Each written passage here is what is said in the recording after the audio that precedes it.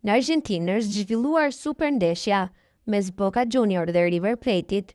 Në tribuna është e pranishme këngëtarja e njohur nga Kosova, Dua Lipa, shkruan Index Online.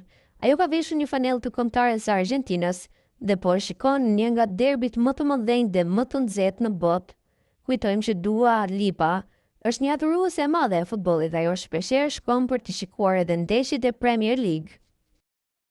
Këngëtarja e njohur kosovare Adelina Ismaili ka rikthyer vëmendjen e publikut me projektin e saj më të ri muzikor, një videoklip që ka zgjuar interes dhe debat të madh në rrjetet sociale.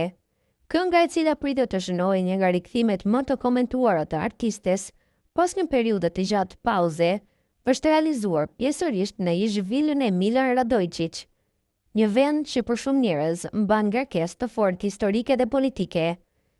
Në njoftimin zyrtar, Adelina ka sqaruar se zgjedhja e këtij lokacioni nuk ishte rastësishme, por pjesë e një koncepti artistik që synon të bashkojë kontrastet, të kaluarën dhe të tashmen, dhimbjen dhe dashurinë, ndarjen dhe unitetin.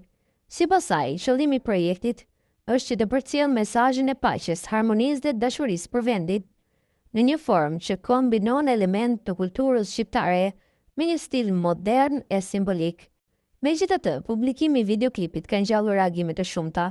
Një pjesë e publikut e ka përgëzuar artisten për guximin dhe për mënyrën se si ka përdorur artin për të provokuar reflektim mbi çështjet shoqërore.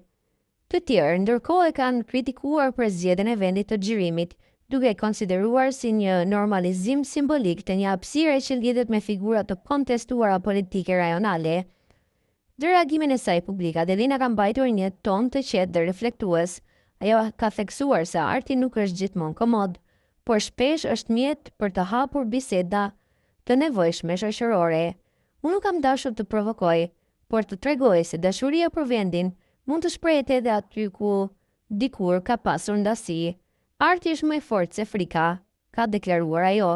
Videoklipi përfshin pamje mbreslënëse nga natyra e Kosovës, arkitektura tradicionale dhe jeta lokale, duke përzierë element simbolik të identitetit kombëtar me nota bashkëkohore.